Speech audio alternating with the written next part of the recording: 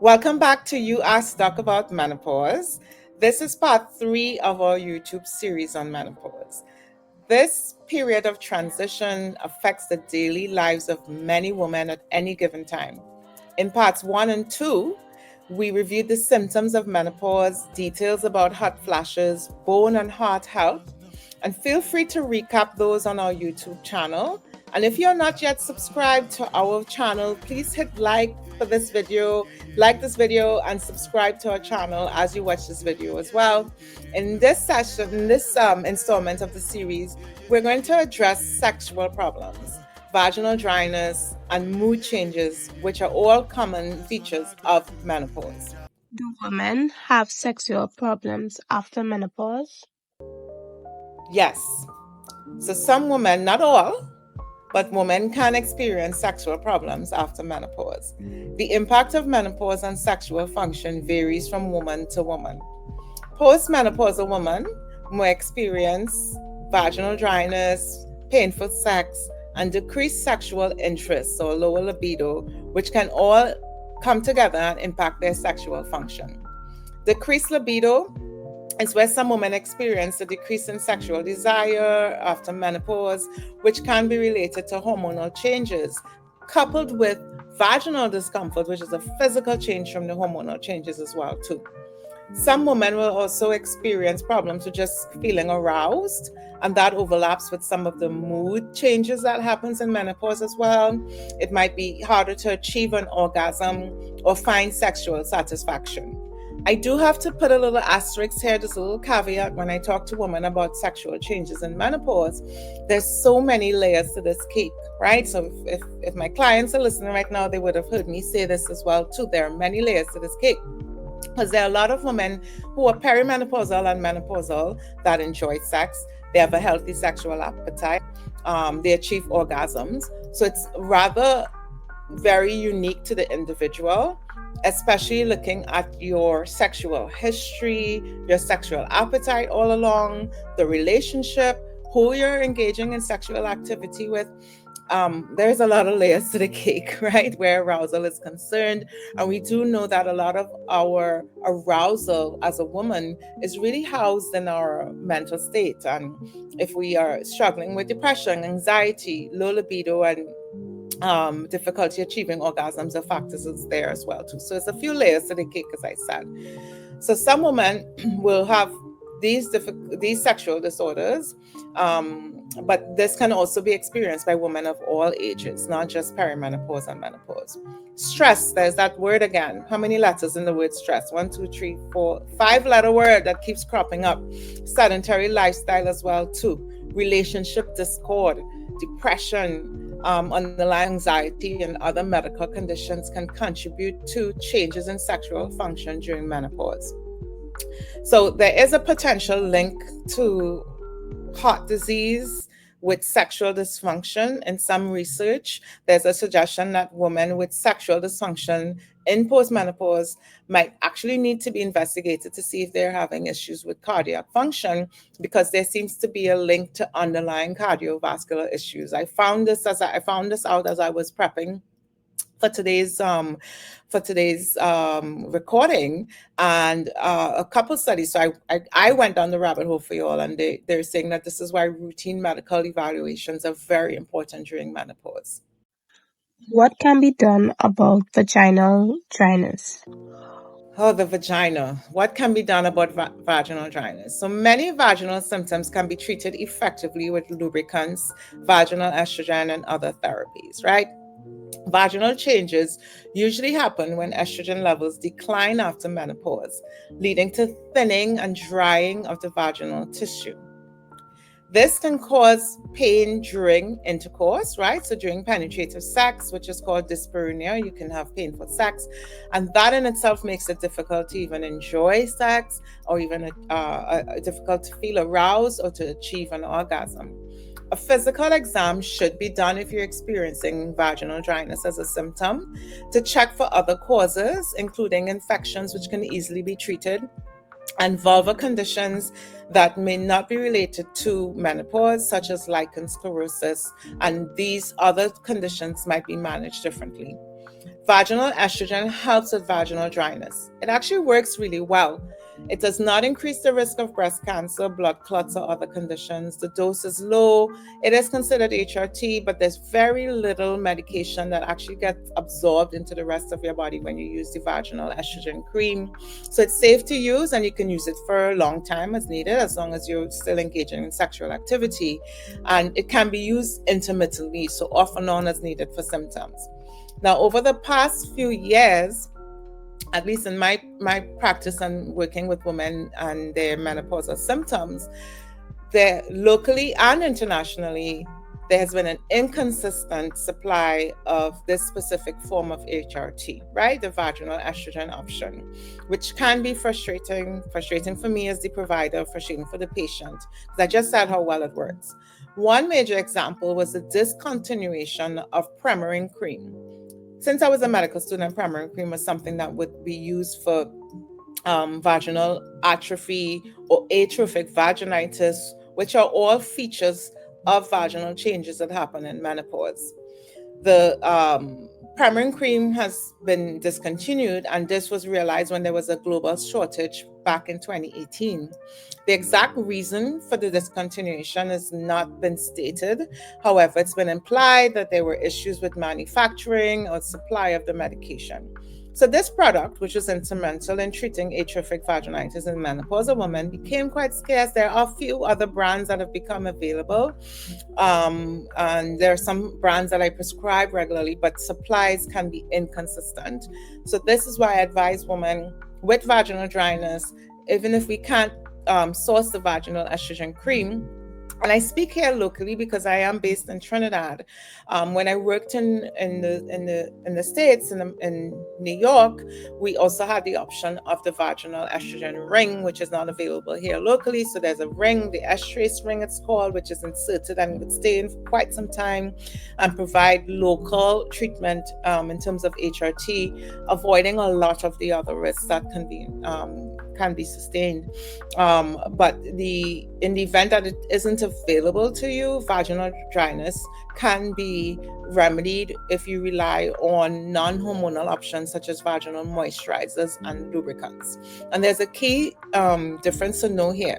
A vaginal lubricant is a short-acting option that could provide relief during sex, right? So if I'm having sexual activity, penetrative sex, and I want to reduce my discomfort, I use it at that time, right? So vaginal lubricant examples would be KY jellies, and this one that's advertised, you would see them listed as lubricant. KY is just one brand. There are many other brands, and I'm not affiliated with any of those brands, but you're looking for the word lubricant. That's for sex. Vaginal moisturizers is what I always tell my patients to compare it to, just as you put your moisturizer on your face. As part of your daily face routine, your vagina needs moisture as well too. So moisturizers are longer acting and help to maintain vaginal and the moisture in the vaginal tissues, which reduces the sensation of dryness and painful sex.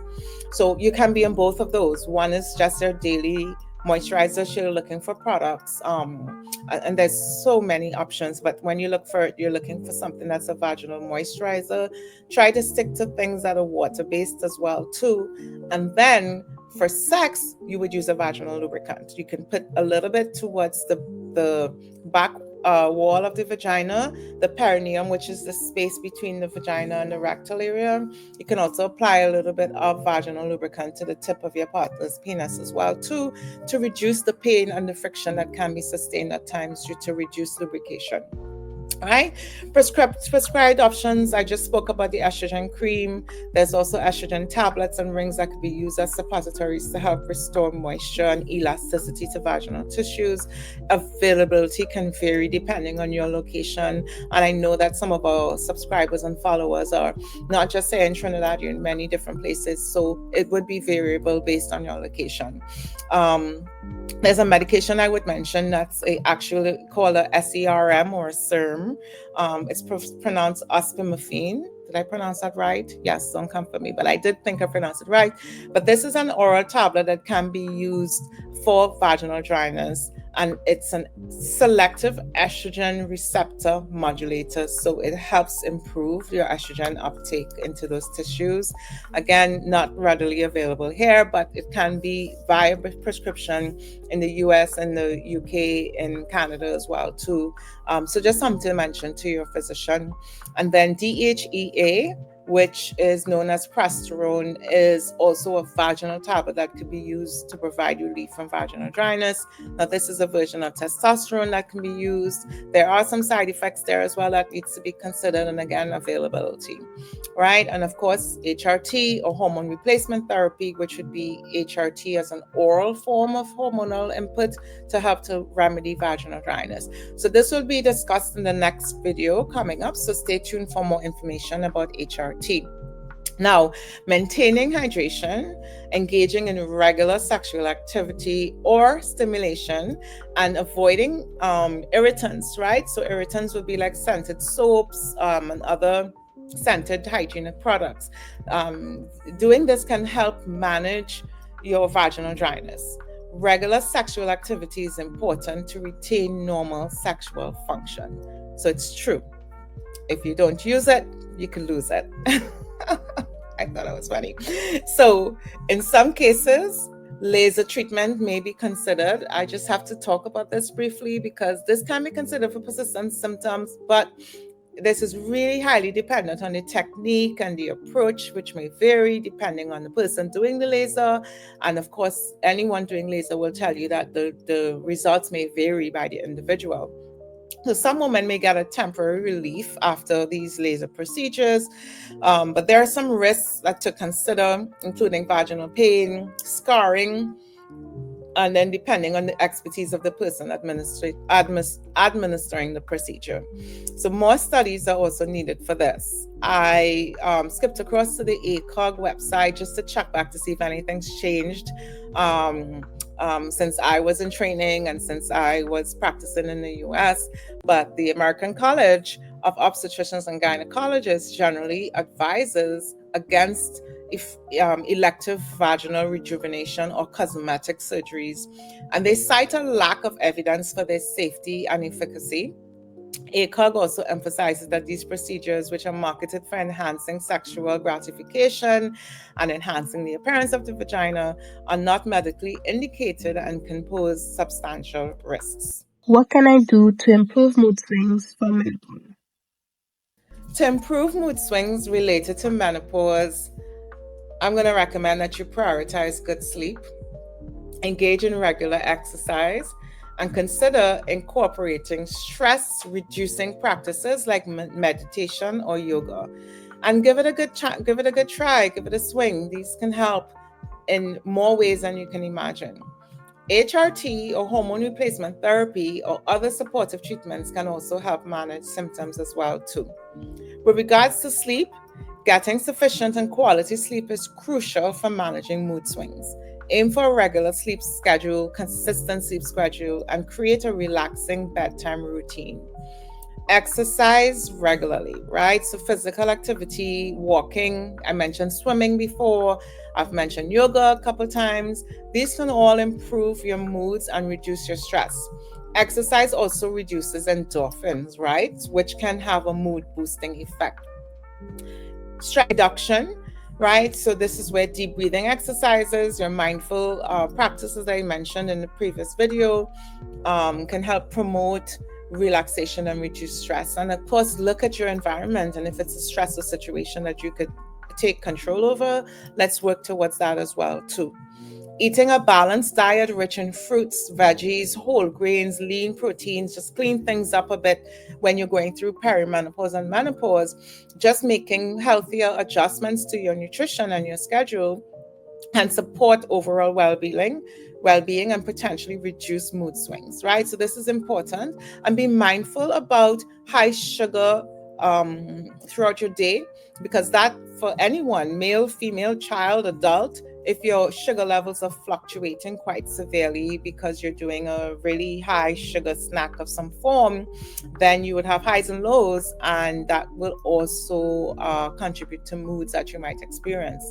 Now, HRT may be a suitable option for some women experiencing severe mood swings related to menopause, as it will help stabilize hormonal levels. And again, we'll discuss this in part 4 of the mini-series, so keep watching for more info. Right, I am going to mention antidepressants. Antidepressants are helpful in managing certain menopausal symptoms. Studies estimate that 1 in 4 women with menopausal symptoms will also have a diagnosis of major depression disorder. That requires treatment, right? So 2 chapters in the book we're looking at here. So if 1 in 4 may have major depression disorder, then yes, antidepressants might be useful for that woman to actually feel relief from her symptoms. Now, studies have shown that antidepressants such as SSRIs and SNRIs can reduce the frequency and severity of hot flashes by up to 66%, right? So low doses of medications like Celexa, Wellbutrin, or Effexor, right, can be used for hot flashes. Now, for example, Effexor, which is the brand name for venlafaxine, it works by increasing the amounts of serotonin and norepinephrine in our brain, which helps maintain mental balance, right? So that's how that works. Now, the off-label use of these medications is particularly for hot flashes and night sweats, especially when HRT is not an option or HRT is not working well. Now, these are not, antidepressants are not the first line treatment for low mood, or what a lot of menopausal women experience is what I would call an empty mood. Like you're sad, you're not sure why, you're just sort of detached from things. Antidepressants actually are not the first line treatment for these symptoms, or even for anxiety that you might experience in menopause, as these symptoms, if it's truly from menopause, will respond better to hormone replacement therapy options because they're often linked to the fluctuating estrogen and testosterone levels, right? Now, potential side effects of antidepressants would have to be considered if we're using them to treat hot flashes. The SSRIs and the SNRIs, they can cause nausea, constipation, dry mouth, dry eye, but these symptoms are often mild and may subside over time, but it is something to consider in terms of your risk. Alternative non-hormonal treatments for menopausal symptoms should be considered. Again, talking about lifestyle changes here, but then in part 4 of the series, I'm going to talk about certain herbs that may help. Some people may benefit from just going for therapy, even if you're not prescribed an antidepressant. Cognitive behavioral therapy can be considered by your therapist as well, too. Why does forgetfulness occur during menopause? Declining levels of estrogen causes for the forgetfulness. It's as simple as that. Estrogen hormone is crucial for our brain function. These hormonal changes can affect memory, focus, concentration, and this is often described as brain fog, right? Can't go on the internet without seeing brain fog mentioned. Additionally, the sleep disturbances, waking up to urinate, mood swings, anxiety, these are all common during menopause, and these can further worsen or exacerbate cognitive difficulties, right? So show yourself some grace. And I think it is important to show yourself grace as you experience menopause and all of its mysteries. Think about it, right? So from puberty through perimenopause, women have to adjust to fluctuating levels of hormones that change on a daily basis, on a cyclic basis. So we get used to managing ourselves as our cycles happen. These fluctuations include low estrogen at specific times in a natural menstrual cycle. Our estrogen drops when we ovulate, so mid-cycle it drops again just before a period begins, and it starts off low at the beginning of our next cycle. So, at specific times in the natural menstrual cycle, we will have mood disturbances as a result. So there's PMS and PMDD and so forth. So maybe perimenopause and menopause feel so drastically new to us and are different experiences to women because our hormonal levels are now steadily declining instead of fluctuating with peaks and lows as it would have done for about 4 decades for most of us. Now, estrogen plays a vital role in our brain health, supporting communication between neurons, right, and memory formation. When estrogen levels decline during menopause, it can impact brain function, leading to forgetfulness and other cognitive issues. So that's the brain fog, right? Difficulty concentrating, memory lapses. It's more common than you think. So, what I think is important to do is to discuss with your doctor whether these symptoms and the forgetfulness are starting to impact your daily life or you can't function. Maybe you do need some other evaluation, because while estrogen is a major factor, other factors like aging, comorbidities, psychosocial stress, these all play a role in cognitive changes during menopause, right? So I thought that was pretty interesting. Now, this is the end of part 3. Coming down to the end, the next video is going to be a good one, which is part 4 of our mini series, You Ask Doc About Menopause. See you soon. Feel free to leave any questions or compliments in the comments. Like this video and subscribe to our YouTube channel. You can also book an online consultation with me for a one-on-one discussion of your specific concerns. Bookings for online consults can be made easily via our website. You'll see all the details below, but visit us at azaleahealthtt.com.